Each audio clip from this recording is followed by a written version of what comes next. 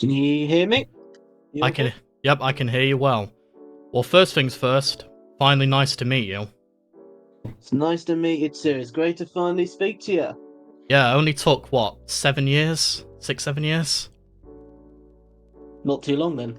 Yeah, no, I just had to grow up, become a man, and almost finish college. Hmm. So, yeah, everybody, Typical YouTube meetup, It seems.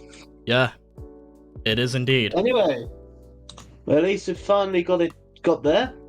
Indeed. Took a while, but still, it got there. How are you? I'm doing well, how are you? Yeah, here and there. That's good to hear. So here we are. Now this is something I've been wanting to do for a long time, and I know it's something that a lot of my viewers have also been wondering. Where the heck has the Dark Reindeer gone? What has he been up to? How is he doing? Etc. And today I managed to get the man himself here. So welcome everybody, say hello to the Dark Reindeer. Hiya. Yeah, very I'm professional. still alive. I haven't been eaten by, I don't know, whoever hates me still. I don't know, mate. I don't hear about really any of them anymore. They kind of just seem to have either vanished or just still being awful people with awful takes. Who the hell knows? Yeah, everyone moves on. Everyone's moved on. Some still whining their little boxes. They're Who not worth cares, it. really? Who cares? Right, so Not today's saying like whole... this. Oh, sorry. Oh, go ahead. Okay, sorry, I was just going to explain what's going on here. Right, so today's whole deal is we're going to be doing an interview with the Dark Reindeer. I've came up with a bunch of questions that I've thought about that I know a lot of people in my community have also been wanting some answers to. And one question inserted by my friend Josh as well, who's also a big fan of you as well. Oh, appreciate it, buddy. Right, so that's what we're going to be getting up to today. Right, Amazing. so I guess we'll jump straight into it. Go ahead. Right, okay, I'm ready for the worst. mate, this ain't the worst, trust me. Nah, no. Yeah. Right, so question number one. What made you decide to want to pursue YouTube originally? You know, it was actually because I started YouTube when I was back in college. I never had any intentions to like do anything that I did on my YouTube channel. It was basically just a place to just dump my college projects on. But I guess when you are, I guess when you're in college, you get a bit bored, and I decided to venture more into what I wanted to do.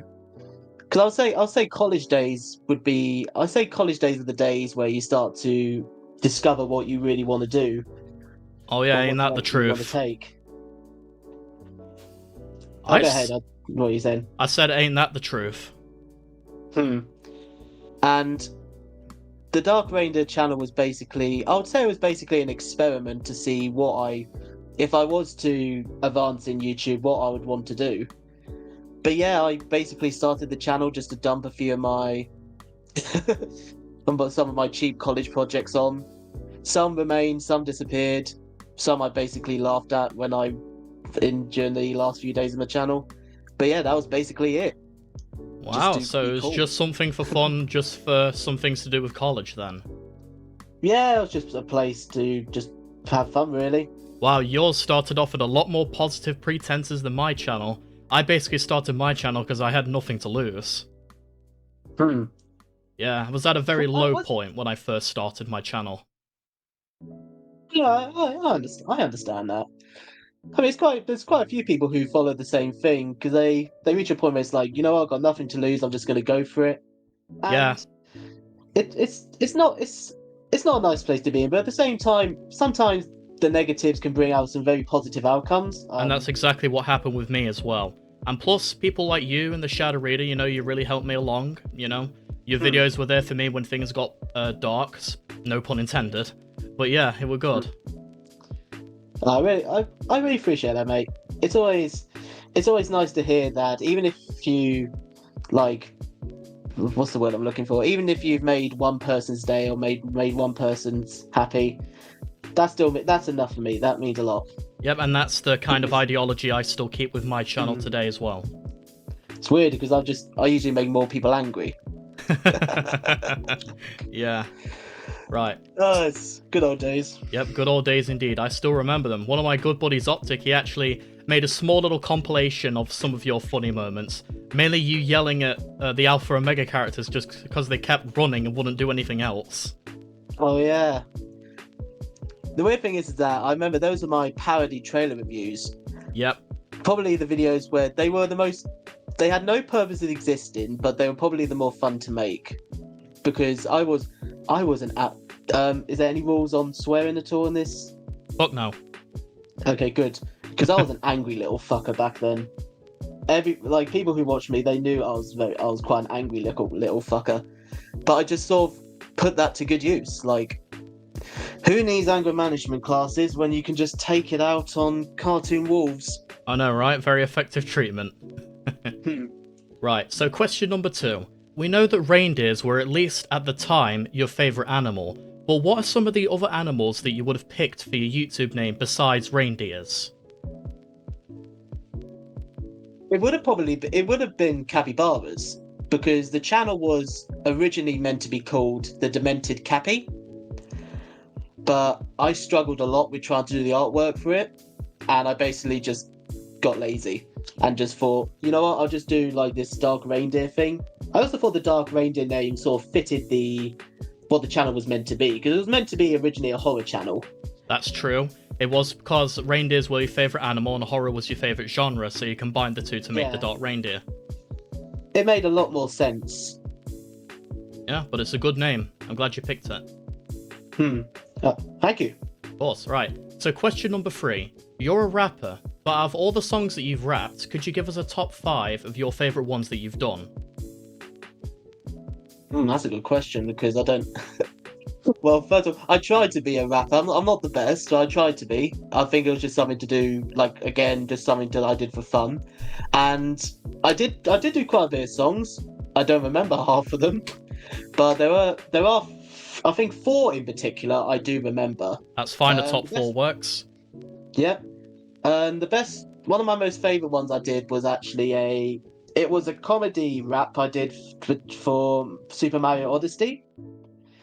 I basically just took the mic, and I remember that one very well because my workmates found out about it.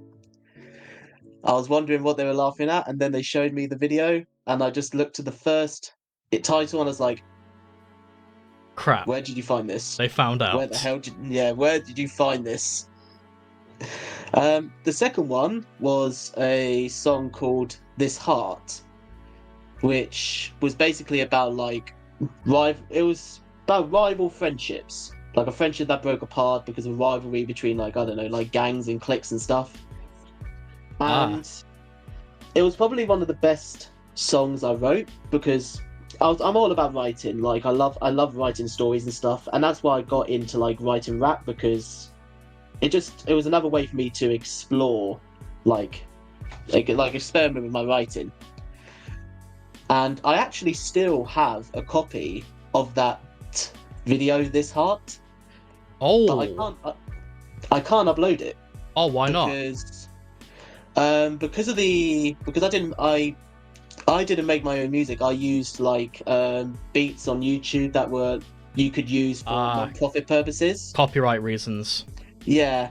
So I use that's why most of my, even if I wanted to monetize my channel, I've fucked up that word completely. Monetize, it's cool. If I wanted to make money off YouTube, I wouldn't have been able to make money off the music because I was using them under non-profit guidelines. I've got you. I was going to post it eventually, but then I found out that the beat was actually sold.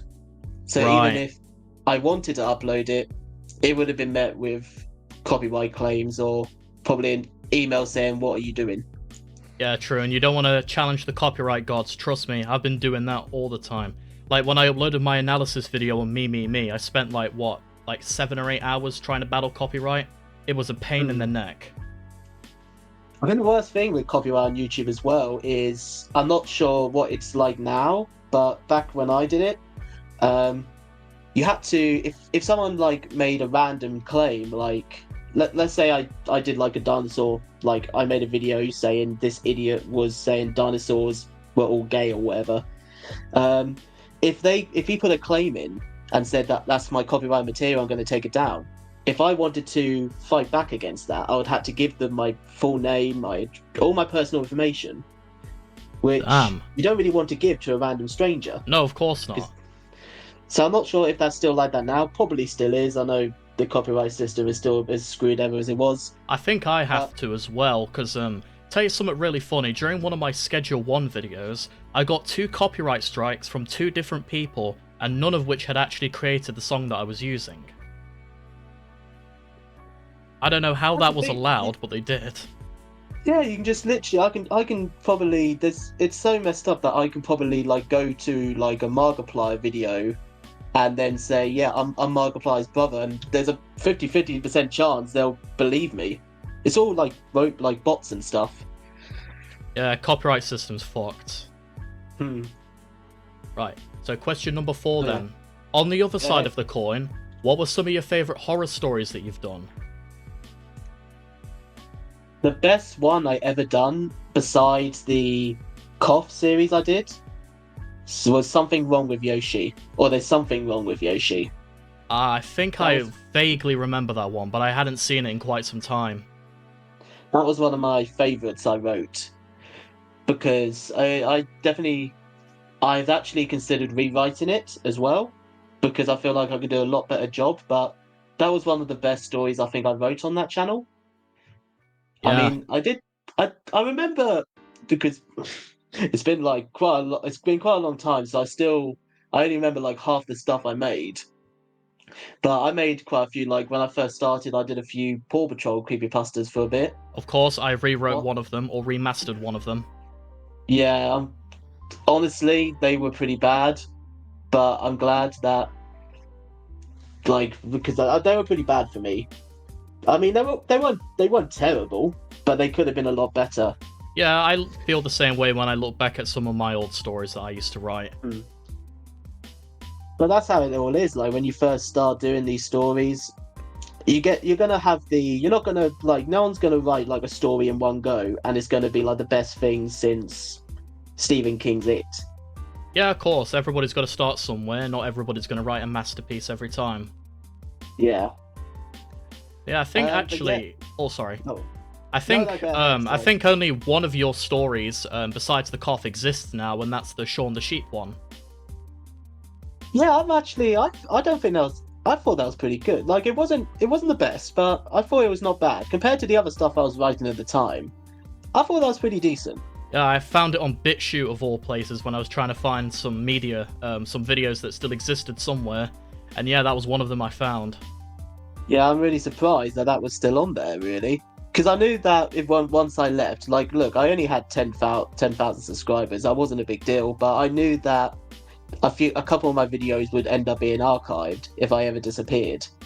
Yeah. And I did not expect the Shaun the Sheep one to be rescued, even on like another platform. It was probably, I was expecting more like, of course, the Paw Patrol ones, because they did ended up having more views at the time. But I'm glad the Shaun the Sheep one got rescued. Yeah, that one's still on my channel now. The one I'm sad the most about is the Springtrap series one, because that's the one I was in, part 3. Ah, yes. It was one of the last videos you ever did. I remember that now. Yeah. Yeah, that was. I vaguely remember what it's about, because I remember it because I did one about a Springtrap suit one. And I got the guy who'd made the suit. Yeah, I saw a couple of his videos as well. Yeah. Yeah, he's fantastic. Like he made some fantastic. The suit was fantastic. Oh, absolutely. He put a lot of time into that, and I hope he's doing well. I hope he's looking after himself, and well, I hope he's continuing on with his art and crafts and stuff, because yeah, he's fucking talented. He is. Yeah, very talented. Right. So, question number 5. What would your advice be to anybody who wants to pursue being a YouTuber or start their channel? Oh, this is good. That's interesting. Because I'd say my advice would vary depending on your intentions. Like if you're doing YouTube for like the thrill of it, or whether you want to make a career out of it, or you're just doing it for like money purposes. But I would say the one thing that I would recommend is always have a plan B. Because if you're looking to make a career and get popular from YouTube, it's going to be a long journey. Like, it's a very, very long journey. And YouTube can be like a one-hit wonder band.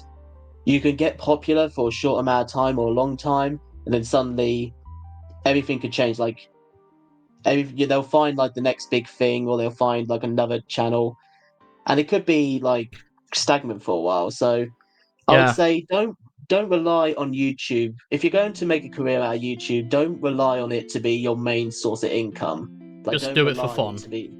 Yeah, don't jump into YouTube thinking I'm going to make money from YouTube for the rest of my life. Because there's many big creators out there who have got like primary sources of income, whether it is through Patreon or whether they just have a second job. So I'd always recommend, if you're going to do YouTube as a career, always make sure you have that plan B in place so you're not stuck high and dry. If you're doing YouTube just for the fun of it, just make what you love. Don't make what people expect you to do. Because when you constantly follow if you constantly follow a demand, like if people are constantly demanding you to do certain things, it does become less fun. I've experienced that firsthand, unfortunately. And guess what? I have as well. Because just after you left, there was a massive trend, or actually not just after, a few years after you left, there's a massive trend, I'm not sure if you've ever heard of it, but creepypastas kind of came back in a massive way for people recreating the stories but making them animated, like an episode. Say, I don't know, The Grieving, The Amazing World of Gumball story. It's basically been a trend for people to remake and completely animate it all on their own, and I got caught up in a trend as well. I remember it very well. I did ranking videos on Suicide Mouse because at the time I just enjoyed the story, and at the time there were quite a few of them out, and I just thought, well, I'll do it for fun, why not? And then just out of nowhere, like, I don't know, 6 months later, it just exploded in views out of nowhere. And yeah, and all of a sudden it just became a trend, and I was the retake guy for a while, where I'd compile videos together and rank them all. But then, as you correctly pointed out, the more that people ask you to do it, the more demand, it just kind of gets to you, and that's exactly what happened with me, I mean, my most viewed video currently at the minute is one of those videos at 48,000 views. Yeah, 48,000 views, it's crazy, but it's nowhere near my most proudest video at all. And yeah, ultimately, despite, that's the way I get like tens of thousands of subscribers and stuff on YouTube, I decided I'm not going to go down that path anymore, because it's just not fun for me. So yeah, your advice has really hit home for that. Yeah, that's what I'd say. Like, the two things I'd say, like, if you're going to make a career out of YouTube, don't jump into it thinking that you're automatically going to make a career. Like, it's always follow your dreams. I would definitely say that. Always follow your dreams. But don't jump into like a YouTube thinking that you're immediately going to start making a career out of it. Always have that plan B. And if you're doing YouTube for the fun of it, if you're just doing there to make videos and have fun, do that. Like, literally just make what you enjoy.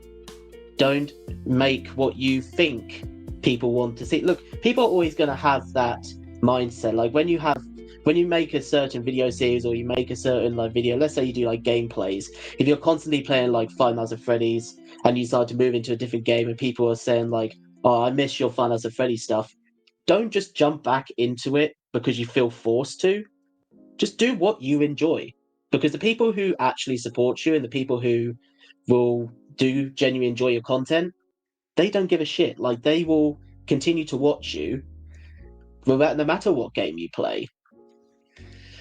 Because that happened quite a bit during like the big FNAF days, when people were basically just still demanding all these like musical artists to continue with making FNAF songs. I know you did make a couple of them. Yeah, I did as well. I think just do what you enjoy. Yeah. That's what I'm really saying. Yeah, sage advice. Then again, I'm not a big YouTuber, so what does my advice matter? That's just how I feel. Nah, it's good. Nah, it's good. I like it. Right. Question number 6. What was your favourite series that you ever did on your channel, such as like Reindeer versus the World or your stuff with Alpha and Omega? Which one do you think was your favourite? Ooh. I would have to say probably the series of videos the series that I most enjoyed, besides all my horror story writing, was when I was speaking about dinosaurs. Like I'm very fascinated and passionate about prehistoric life. So when I started making all these like commentary videos about people saying dinosaurs never existed, Oh I yeah, actually I did remember thoroughly them. enjoy. I did thoroughly enjoy researching it and thoroughly enjoy making them. And I think the only negative thing, but again, it could be called a positive as well, was that I think one of those videos gave birth to possibly one of the weirdest but longest running jokes on my channel. So Oh I think we will probably get to that though. yes, we will. But Right. yeah, I would say apart from like horror writing, I would say the dinosaur videos I did were probably the most fun commentary videos I did. Yeah. If that. Well. Yeah, that's good. Interesting too. Hmm. Right. Number 7. Which video was the hardest for you to make? So which one gave you the most trouble, if you can remember? No doubt would have been my final video in Canine version. Oh, Because what, the that nearly was the video. 50-minute long one?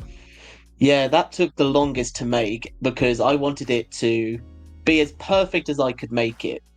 Because the first video got taken down for I believe like breaking the community guidelines on harassment. With massive I quotation marks.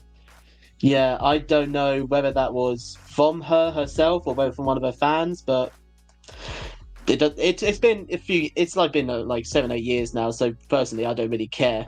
But at the time, I did care because the first video it was shorter than the remake, but it personally annoyed me because of how long I took on that. So usually on any other video, I would have gone, okay, whatever. Like it's a 5 minute video. It's not a big deal. This one, I was like, you know what? I'm gonna remake it because it took me quite a while to do it, so I want to do it again. But it was probably the hardest video to make. It like took me much longer than any other video to do. I had to like gather up all the research. I had to get like all the screenshots, all the editing. And to keep in mind, I was still in college at the time, so I was sort of dividing between putting time into that, then putting time into this video. And I think the worst part about it was I had to go and rewatch all her old content, which was already sort of suffering on its own at the time. But me, the me at that time, to me, that was suffering. If that makes any sense. Oh no, Like it today, makes sense. yeah, today I don't really care. Like literally, I don't give a Yeah, damn. it's But been so long at this point, it's not worth worrying about. yeah, that's a funny thing. I look back on that because some of my Canine version videos were archived, and I look Not back some and of them. Ironically, I think basically every single one of your dog hating videos is archived. Yeah, I think because I when the first Final Truth Part 3 video was taken down, I think I did say that I think someone must have archived all my videos out of fear that all my other stuff would have been taken down or I would have been forced to If that's the save my case, channel. I want to find that person because there's loads of videos I really wish I could see again.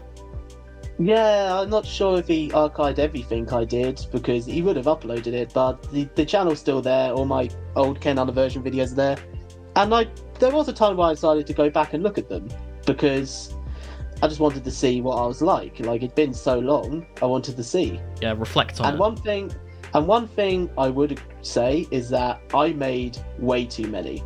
Like regardless of what I thought of her at the time, I didn't have to make as many videos as I did about her or her fans. Like there were some videos that I could have looked at and just gone, "Hey, maybe not today. Go and voice another FNAF character. You don't need to do this today." Yeah, it's not worth it. Yeah, it was fun for a while though. Like I think it was running the Dark Reindeer channel was fun for a while. That's what I'll say. Oh yeah, definitely. It definitely seemed like you were having a lot of fun. Especially with some of the creative intros you came up with. Oh, I can remember those intros very well. I can remember a couple, I must admit. There's some that do stick with you. Yeah. And it's fun to look back on it sometimes, must be said. Yeah, definitely. I must say, they're all still up, so... It won't ever be lost, hopefully. Hmm. Right. So question number 7, oh sorry, wrong, I already read that. Question number 8, what is your biggest regret with your YouTube channel? The one thing, if you could go back in time, that you would stop yourself from doing or you wouldn't do? That would definitely be my commentary videos. I cannot lie, it definitely would have been my commentary videos I was making, all the rants and responses I made. Because the truth of the matter was, my channel was meant to be a horror channel. I wanted it solely to be focused on horror. But when I started doing a couple of commentary videos, mostly focused on, like, the first one I made was basically when I was speaking about a video that was going viral of these animal rights activists who stole a homeless guy's dog. And I slowly started exploring doing commentary. But the more and more I did it, I felt like I became more and more obsessed with it, because I was getting a lot of views on those videos. I was getting a lot of like positive comments, a lot of people like agreeing with me, and I eventually just became more and more obsessed with making those videos, and it definitely Ah, affected the other stuff I was doing, and it definitely was having an effect on me as well. And it actually tied into why I eventually had to leave YouTube. I had a Because feeling, most of us had a feeling that's why. yeah, I know a lot of people were thinking that the dog hates the rapid canine aversion fans are the reason I left. I want to assure everybody that nothing to do with dog haters played any part. Like, I didn't leave because of anything to do with dog haters or whatever. It had nothing to do with that. But basically, there was a lot of personal reasons why I had to leave. One of the personal reasons that I'd rather not get into, but one of the reasons was that YouTube was mentally killing me at this point. Oh, And my commentary videos, the commentary videos I was doing, played a big role in that. And that is my responsibility. That's on me. Because I started, when I did I did like a big purge of my old content. I remember that you And used to tell me about, used to do, it was old sweeps or cleanups of your old videos, I remember that. yeah, because like I said, my channel was basically me experimenting with different ideas. So I wanted to just get rid of the stuff that didn't work or had no purpose being there. And I started looking back at some of my commentary videos, and what I begun to notice was that I felt like I was coming off more as like a nasty bully rather than what I thought I was coming off as. Because regardless of whether, like, I could have been right about everything I was saying, but at the same time I was coming off as rather like big-headed and nasty.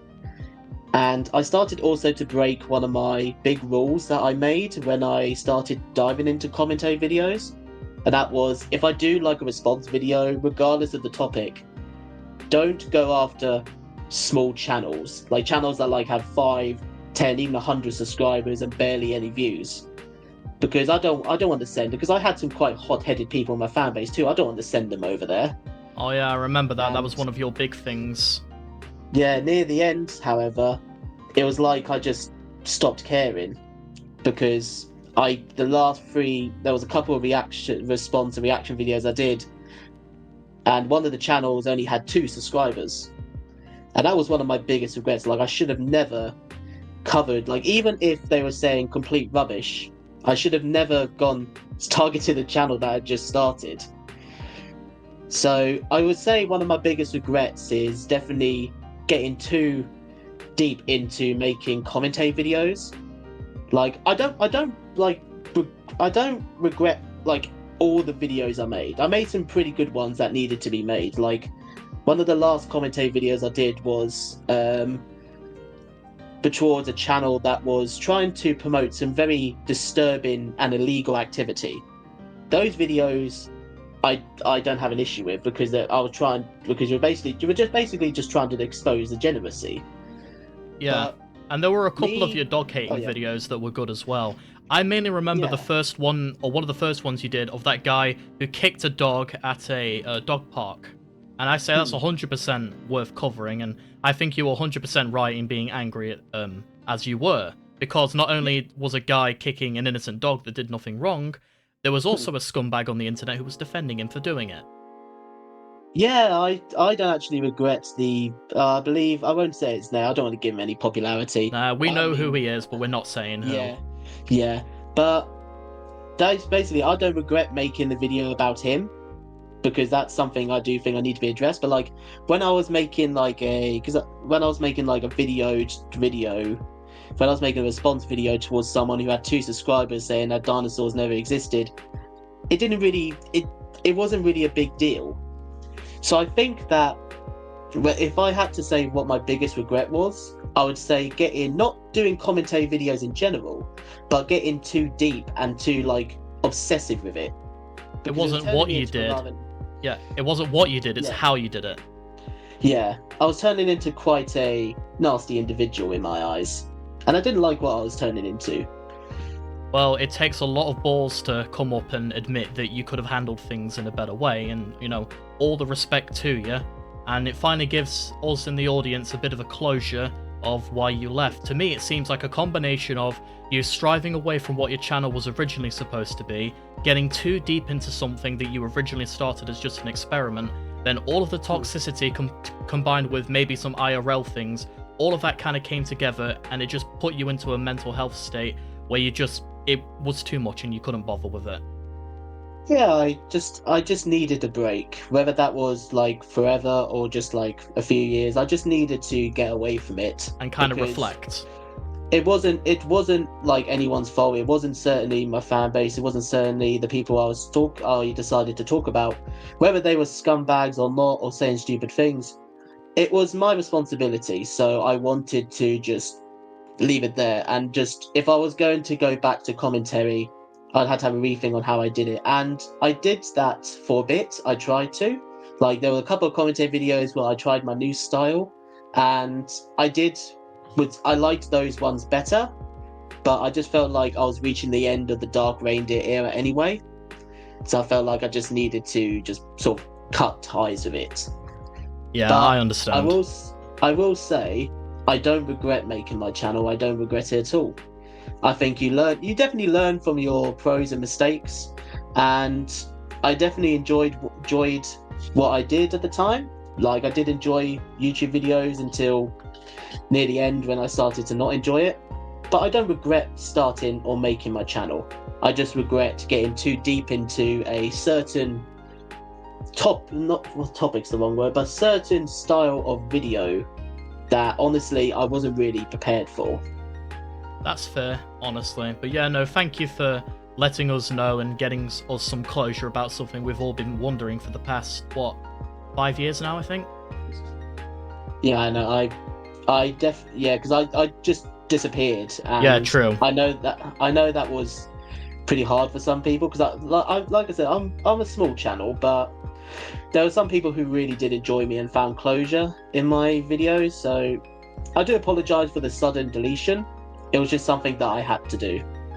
You know, it's fine, honestly, it's fine. I feel like maybe it was the smart thing to do, to just leave and just kind of come back and reflect on yourself. So I think you made the right choice. Thank you very much. Maybe not so much with the archiving, because I hate lost media. Oh yeah. That's why I learned my lesson. It's something to get. I've said it before, and that is, YouTube, the internet can become your permanent record. Like, if you do something very stupid and very controversial, especially if you like make a video, like, first of all, just to make it clear, I'm not talking about myself. I didn't make any like videos that were like very bad. Like, I didn't do anything like that. But like, there's YouTubers out there that like make one dumb video and basically ruin their reputations because of that video. It's very likely that video will end up being archived and re-uploaded, even if you delete it. Yeah. Even if you're just like the happiest, like innocent YouTuber in the world, there's a possibility your videos may be archived. It could be because maybe your channel will end up facing deletion suddenly. I know YouTube had a reputation for like deleting channels randomly. So it's nice that I think with lost media, I think it's sort of like a good or bad relationship. Like, sometimes it's good to recover lost media, but there are some that should stay lost. There's some things that should stay lost, yeah. Yeah, I'm a massive fan of Blame It on George. I completely understand about that. I mean, stuff like the basement tapes from the Columbine shooters, that should stay buried forever, and thankfully it will be, because they all got destroyed, but yeah, I get it. Right. Yeah, certain things that you should not put out in the public. 100%. Right, so now on to something a bit more positive. Yeah, that was a long one. It was a long one, but worth it though.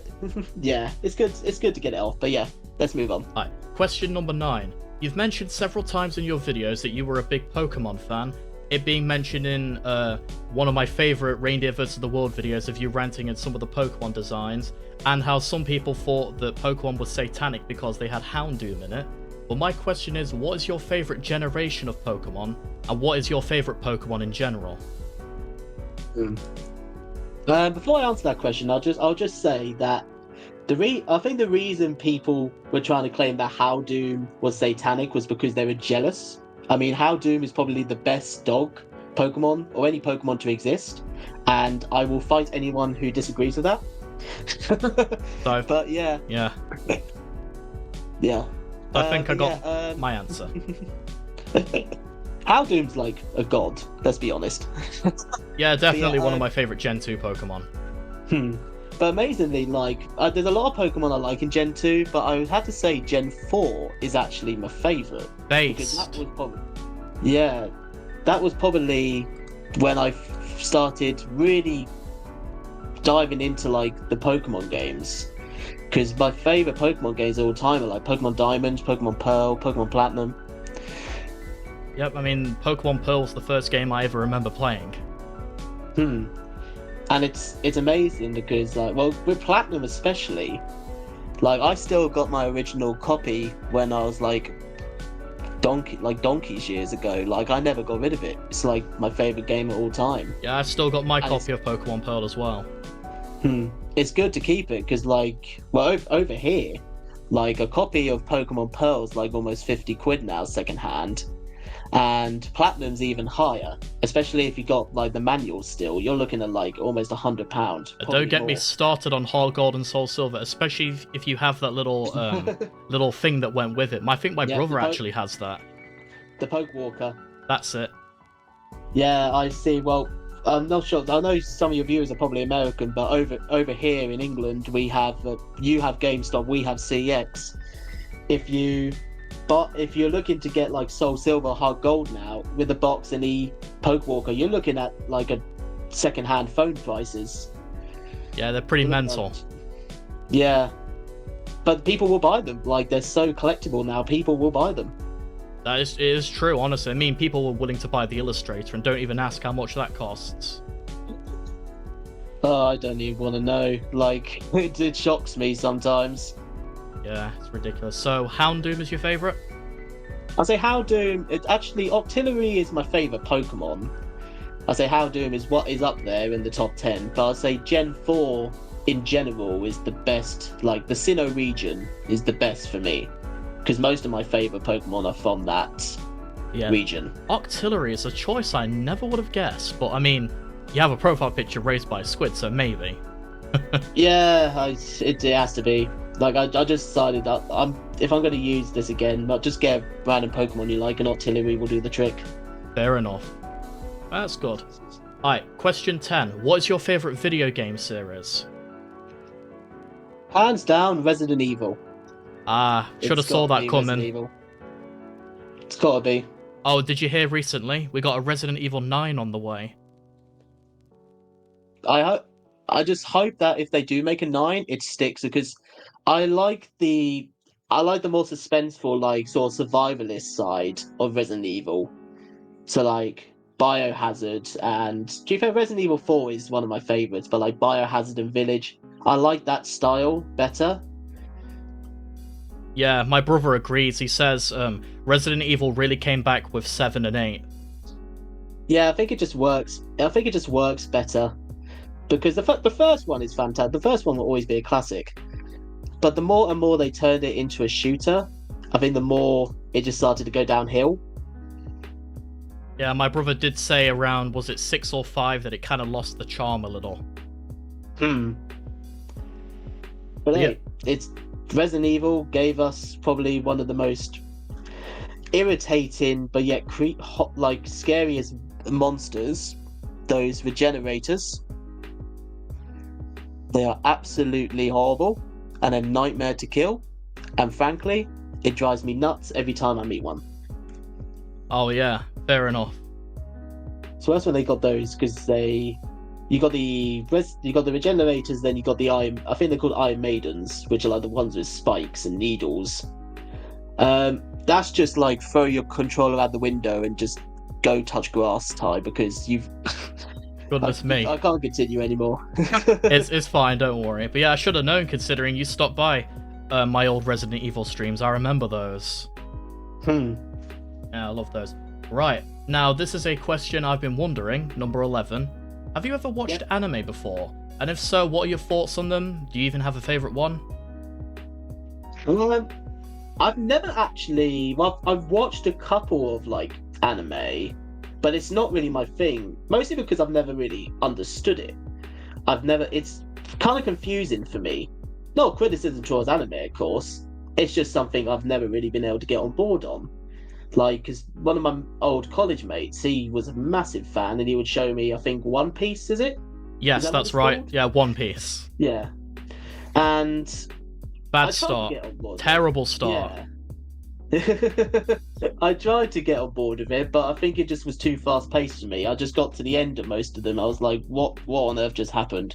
All I know is that I know one of the characters is called Chopper, but that's all I was able to pick up. Hey, it's fine. I don't blame you. I'd say I didn't really get anime until later on. Like, Death Note, I fell in love with that. That's one of the best starting animes of all time. If I ever had to recommend one of them, it's Death Note. It's not too long, the story's easy to understand, and it's got some of the best written characters in my opinion.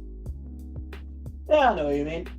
I will say though, I'm not sure whether it classes as an anime, but I do watch Beastars. If you ever heard that, I haven't heard of that one. I'm a bit of a fan of Beastars, but I'm not sure whether it classes as an anime or not. Let me have a look. Is it? Yeah, it's a manga. Shonen. Looks like it is anime. Yeah, because I found it because I heard about it, started watching it on Netflix, and yeah, it was just something a bit more up my alley, really. I mean, it makes sense. From what I see here, they've got a reindeer in a suit.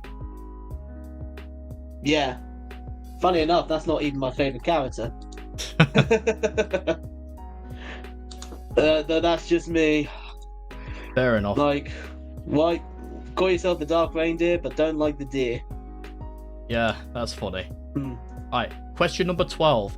What got you interested in making your own music? Since I'm friends with somebody who made 2 of their own albums, that's Josh, who I told you about earlier, and taking more of an interest in what inspires people to do their music.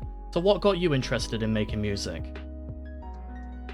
I've always loved music, like all my life. Like I've always loved music, and just like with my other stuff I was doing for my channel, was basically just experimenting with what I can do.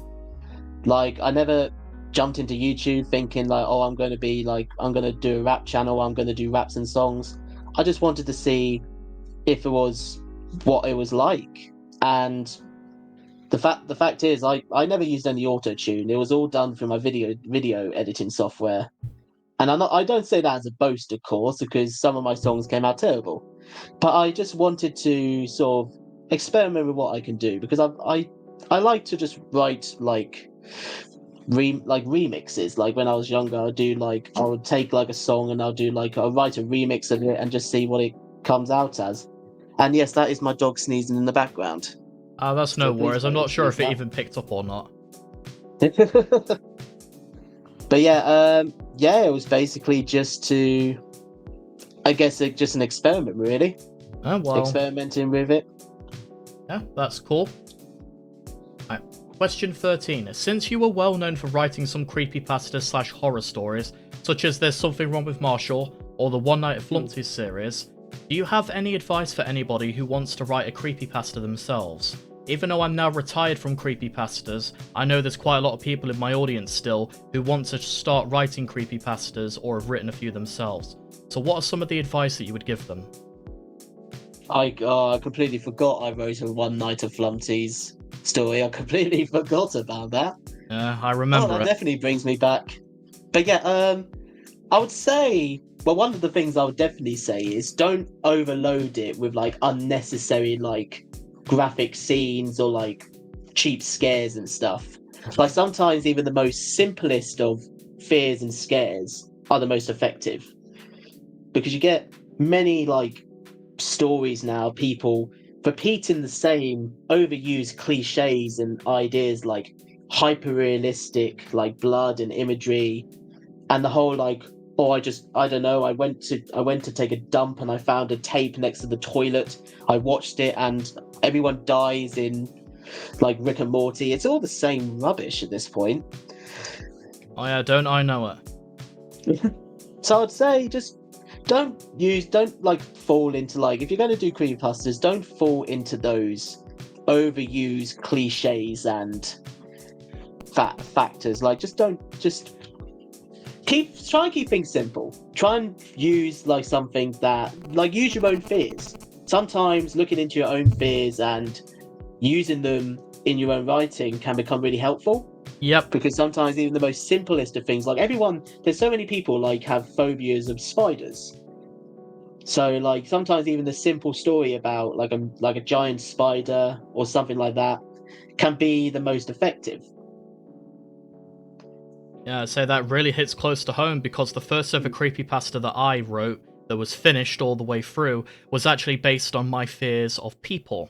Because at the time, I just moved into a new school after being out of school for 3 years due to bullying. I was completely petrified of any kind of human interaction. And so one day, as a cool little reward, they were going to take us rock climbing.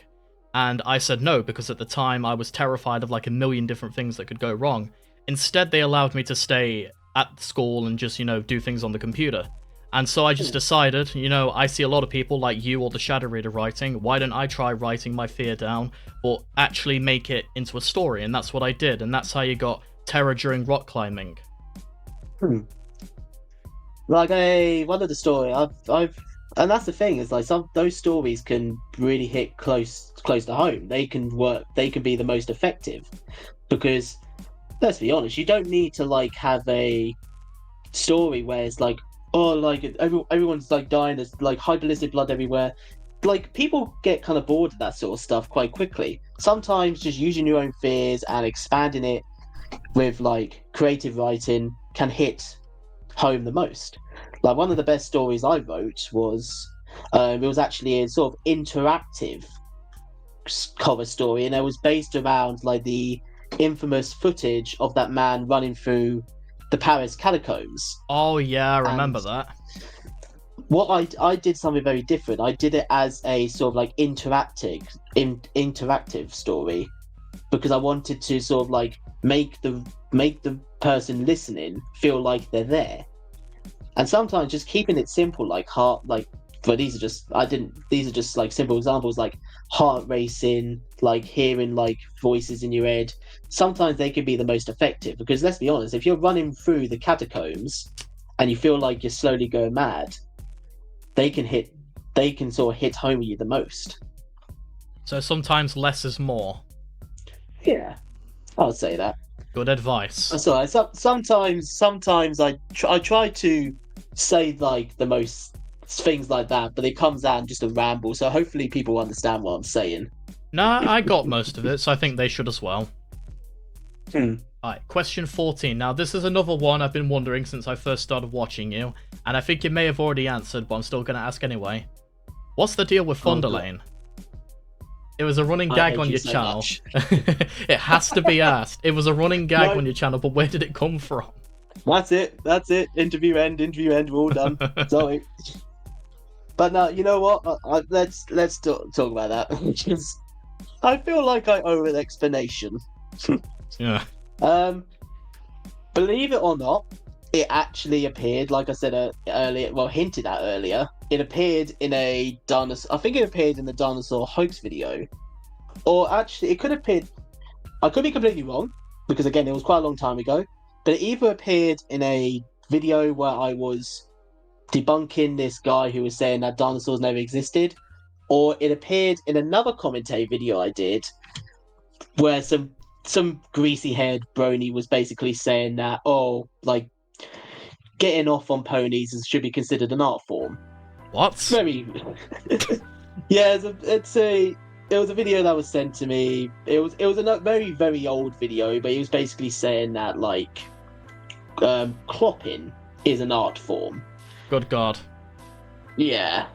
And during the video, I made like a joke. Because back there was the very old joke I made on one of my commentary videos. My first commentary video, I believe, responding to an article written by that DeviantArt user, and it was basically an intro where I was basically playing. I'm saying basically a lot. I'm going mad, but yeah, it was Alpha and Omega, a scene from the movie playing in the background, and I was just like rubbing the screen. Yes, that still exists. Yes, yep, it's out there. It is. I've seen it. Archived as well. Oh, but yeah, I decided to do the same joke in one of these commentary videos, but this time I looked to myself and thought, how can I make myself look even more perverted? So I found a random image of a My Little Pony character, and of course I went for the one that I considered to be my favourite, this Thunderlane character. I found this funny image of, and the fact that I even remember this image is quite creepy on its own.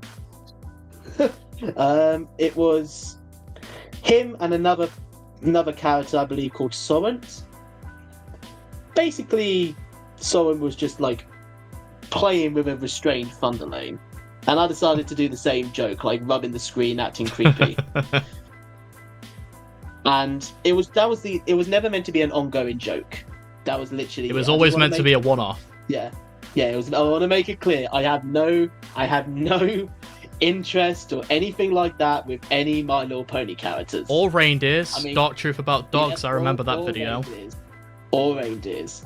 You still need to investigate him for that whiteboard, though.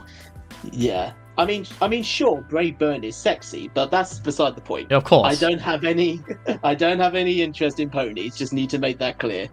But one of my detractors, thought I did, because they saw that joke and decided to basically accuse me of not like being interested in ponies, but being interested in this one character. And I just went, fuck it, let's run with it. It was funny at the time, so I made the joke again in a Dead Island gameplay. Oh, I miss those videos. A couple of people found it funny, and that's just what happened. It wasn't intentional. It just became a thing for a while. It just kind of caught on. Yeah, apparently it just caught on. But it went from me like rubbing my hand on a computer screen to my OC character being in a relationship with this fictional My Little Pony character. I don't know how it happened. I wish I had an answer. But there you go. It was a dark point, no pun intended. Yeah. But right. So that's the deal with Thunderlane. Yeah. But it did die down for a while until a Mr. Roaring Thunder Shadow Reader. Oh, Roaring Thunder. Decided to write probably one of the best fan fictions I have ever witnessed. And the fact I'm saying all this is not making me look any better. It's fine. But I say, you've always clarified in many videos it was written as a joke. Yeah, it's just a joke. Like, it's literally just all a joke.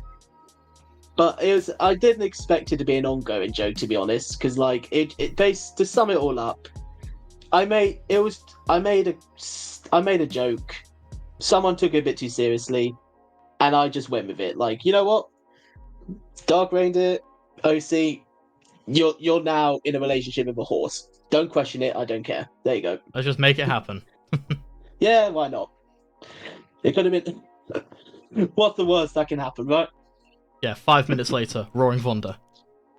Oh yeah. So there we go. Finally. If Shadow Reader is watching, you wrote an amazing story. Probably the best story since Twilight.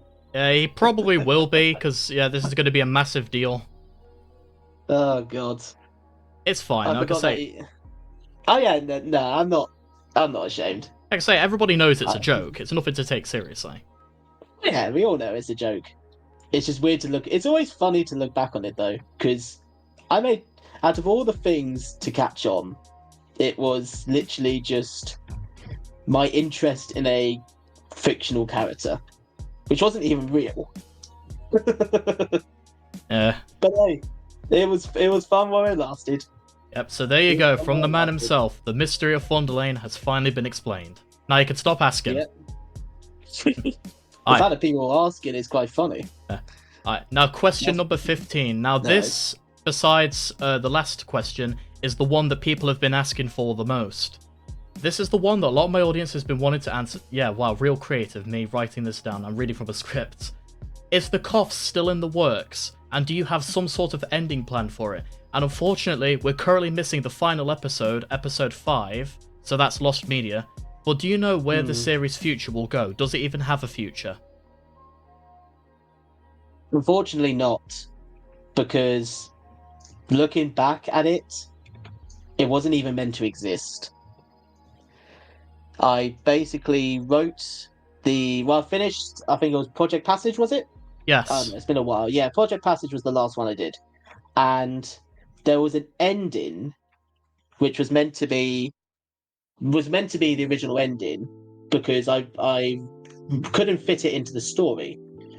And I liked like the big twist that I was meant to do at the end, but I had to basically get rid of it because I couldn't connect it to the story that I had in Project Passage. So I thought, you know what, I'll make one more, and that of course being the Aftermath. Right. Obviously, I didn't finish before I left. But I looked back at the old Aftermath videos because I was considering finishing it. But when I started watching them, I started to just realise that this should have never existed. There was no point in me making this. Because I was just making it so I can have this big twist. But I was going absolutely nowhere with it. Like, I was just taking it in random directions just to make the story go on. And it was just... Eventually, I just got to, like, because I was rewatching these videos to try and rewrite it. Yeah. And I got to, I think, at the end of episode 2, and I was just realising this is a lost cause for me. Like, maybe someone else could figure out how to finish it. To be completely honest, yeah, the Aftermath never really kind of worked for me. Project Passage and all the other ones were fine because you could really follow along with it, but the Aftermath... I mean, sorry, not the Aftermath. Was it the Aftermath? Yeah, it just kind of lost me.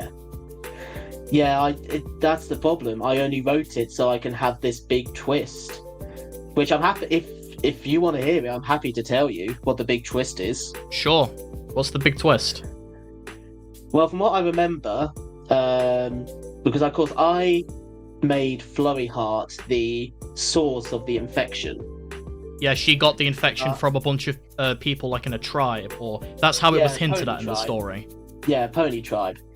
What I didn't say was that I was the original. When I started finishing Project Passage, I was like, what if? Because we know anyone who's like watched My Little Pony, they know that the Princess Twilight is a little bit cookie.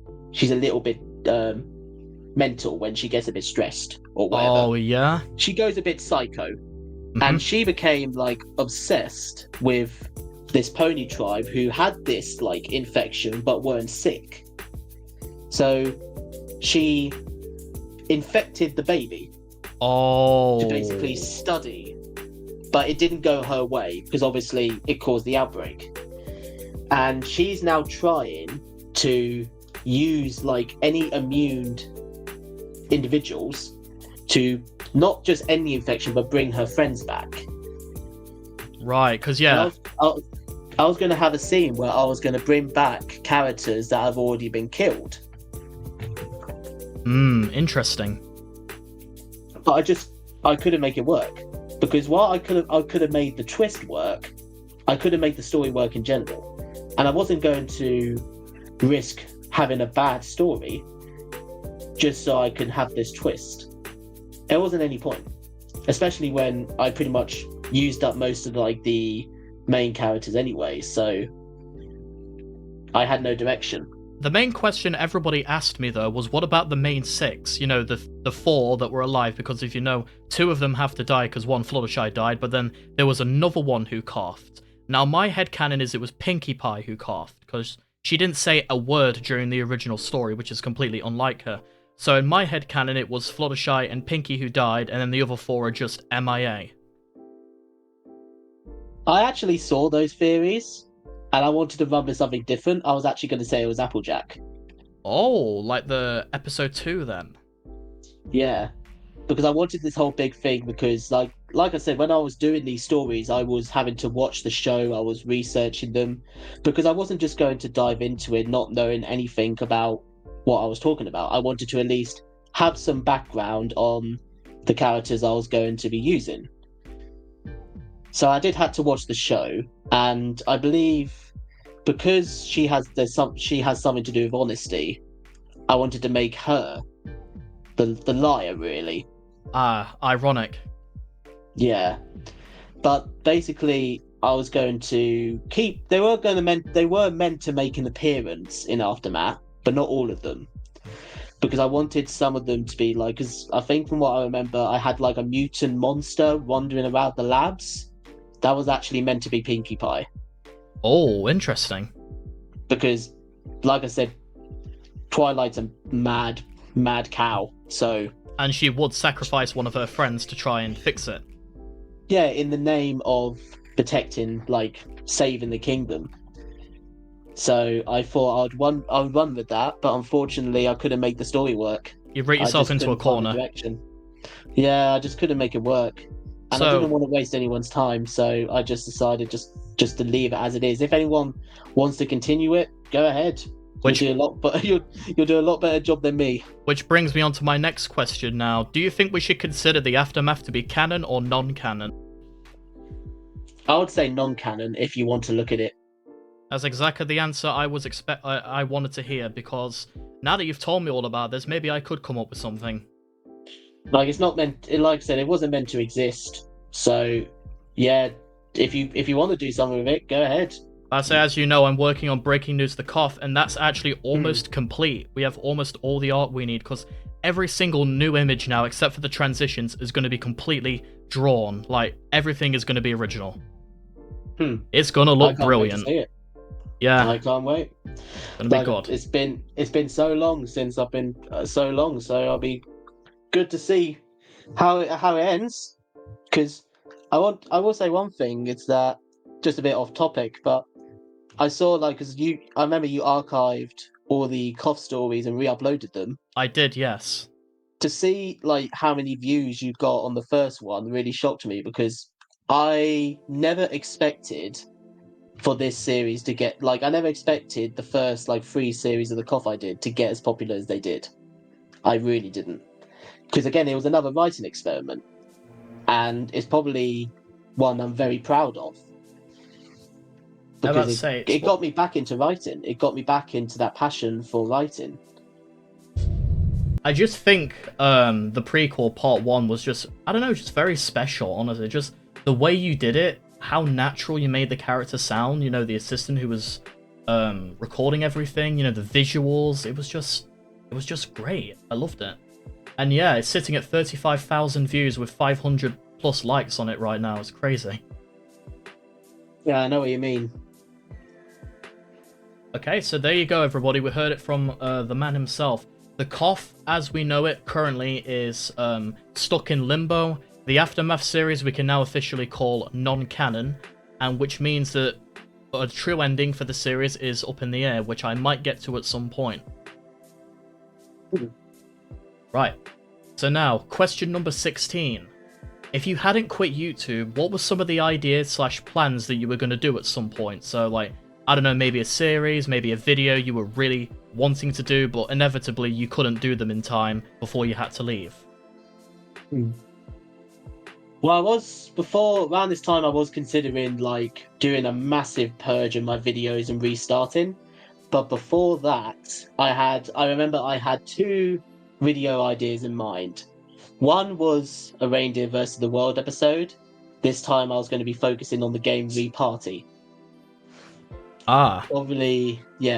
Probably Satan's game itself. Because there was no way you could play that game without getting angry. I swear. That would have been a fun one.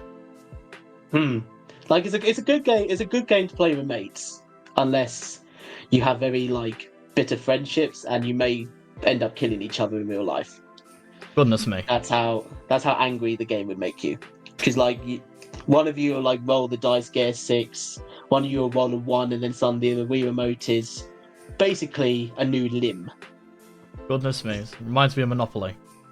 The second one was I think I did post the video before I left, and that was a second video regarding a podcast channel called Zulia Than Now.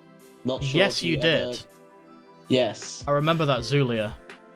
Yeah, that was a comment. That was a video I felt I needed to make. I needed to expose these guys because, well, nowadays there's so many people making videos about them, so many bigger channels. Because, but just in case you didn't know, I'll give you the short summary. They're basically a channel that believe that you should have the right to bang an animal. Wow. They believe that bestiality should be legalized and that there's nothing wrong with it. Hell no. And that doing R-wording an animal is perfectly normal in their eyes, and that we should stop being like bitter babies about it. Basically, they're scumbags. Yeah. Complete scumbags. Absolutely. But around the time I made my video, there was only me and 2 other channels that had made videos about them.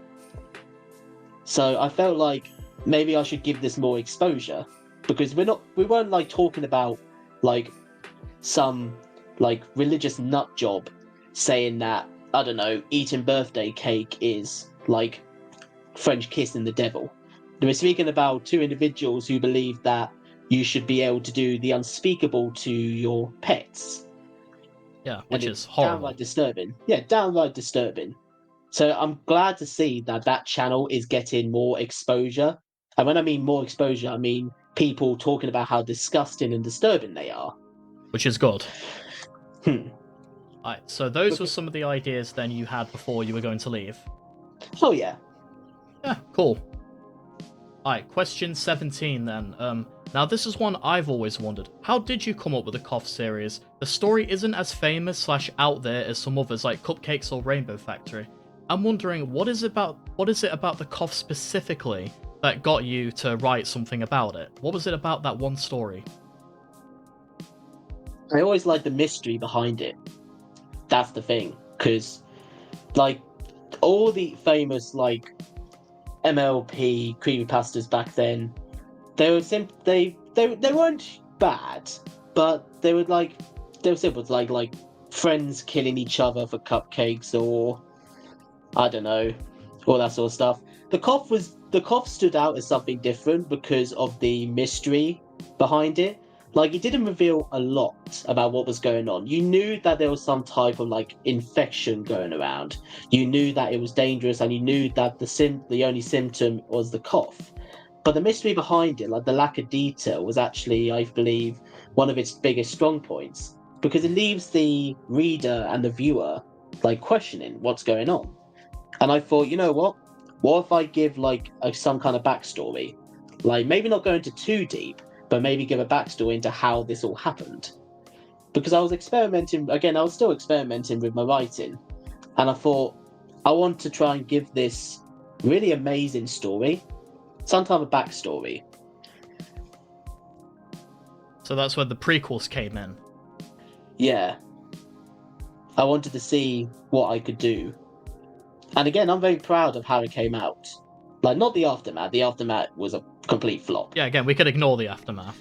Yeah, but I mean, the first series I did, I was very proud of it. Like, I thought that was one of the best things I wrote on that channel at the time. Yeah, the prequels were great. I still listen to them every now and then.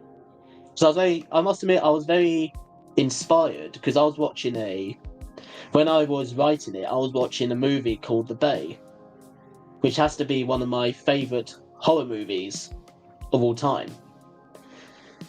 And I got a lot of inspiration on how to sort of like do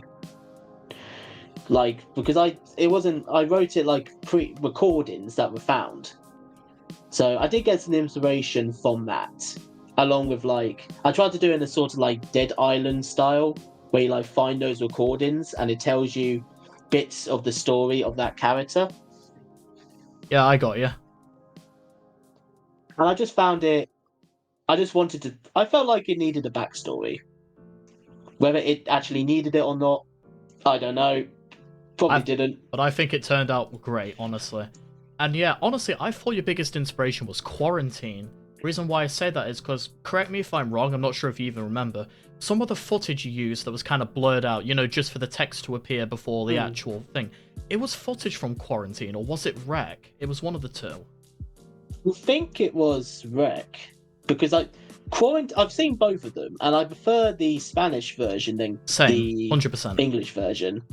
But they're both good. Like Quarantine and Rec, they're both good. But I think Rec was just on point when it came to really putting you on edge, especially near the ending where like they're trying to get the keys to the top flat and they've just lost the fireman, and they run out of the apartments and they see all the zombie residents like literally down the stairs and they're running up towards them.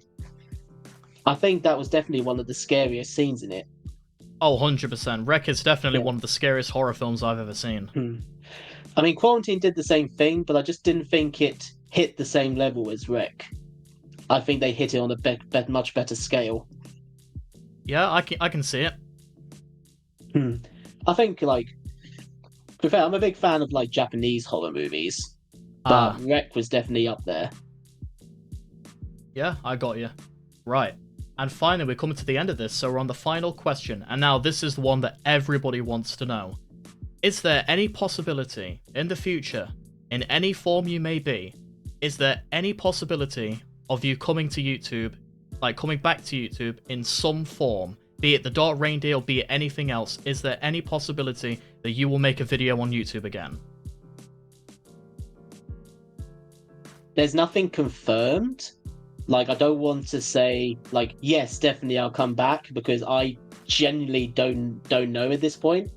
Like, I really don't know what I'm going to do. But there is a slim possibility. Because if I do decide to come back, it's going to be very different from what I used to do. Because it will solely be a horror channel. And not just like a random horror channel. It will basically be a platform where I would post short stories that I have written and narrated.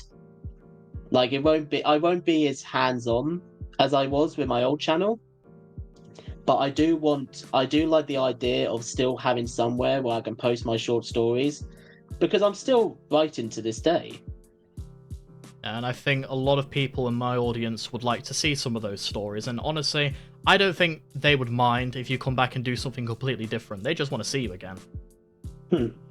I will, if I do decide to do another channel, I'll just say it will be a lot different from what I used to do. Well, first of all, I won't be doing any commentary videos. Like, I won't, even if I'm just not going to do commentary anymore, because that was definitely the downfall for me. And I don't have any interest in that anymore. Not at all. Horror was always your strong point, in my opinion. Alongside your comedy, you were very funny. Oh, thank you. I would say, like, it'll basically be more of like horror stories I've written and narrated. Maybe a few creepypastas and horror stories I'll narrate of other works, and I may do a few maybe like reviews, top 10s. I was just going to suggest, what about like some of the movies you take interest in? You could do reviews or discussions on those. That could be cool. It will be mostly horror related, but I feel like it will probably just be a place where I post these videos, not because I'm never looking to pursue any lifelong career or lifelong interest in YouTube. But I would still like to explore like the short stories and stuff that I used to do. Because there's a lot of things I do outside of YouTube now, so it's going to be a lot harder for me to be as frequent as I used to be. Because I had a lot of free time back then. So it was much easier for me to like do weekly videos, sometimes even 3 videos a day. But it's going to be a lot. If I do come back to YouTube, it'll be a lot different. So what I'm really saying is there is a possibility. I'm not just going to stand here and say, no, I'm never coming back whatsoever. But at the same time, I don't want to sit here and say I'm absolutely going to come back because I genuinely do not know at this point. But I don't want to rule it out because if I do come back to YouTube, it will basically be to have a platform where I can post my short stories, any short stories I've written, and basically just be that really. Go back to where it all started. Yeah, it will definitely be horror related, and I'll make sure it stays that way. If I do decide to venture into other topics, I'll make a separate channel for that anyway. Fair enough. Alright. Okay, so that's your official word on it. It is not off the table, but it's not 100% confirmed either. Yeah, I don't want to confirm anything, but I don't want to sit here and say I'm never, ever, ever. I'm not going to perform like a Taylor Swift going, never, ever, ever coming back to YouTube. Aha. That's a shit rhyme, but it's you know fine. what I mean. Right, but I know there is one thing you can confirm that you've told me several times. The Dark Reindeer era of YouTube is over. Yes, I'm going to be done with that. I feel like the Dark Reindeer has run its course, and if I do return, I'm cutting complete ties with it. If I do return, it will be very different. It won't have anything Dark Reindeer related. And it'll be under a different name. Yeah, it'll be under a different name. The only thing that will remain the same is the voice, because I can't change my voice. Sadly, I'm always going to sound like a grumpy nerd. That's cool. That's just how it is. Yes, but the Dark Reindeer, as it is, will be just a step in a bigger journey. Yeah, it was an experiment, and I don't regret starting up the Dark Reindeer channel. It was a lot of fun. We had some laughs. I've made some mistakes along my way, but you know what? I don't regret it. I really don't regret starting up that channel.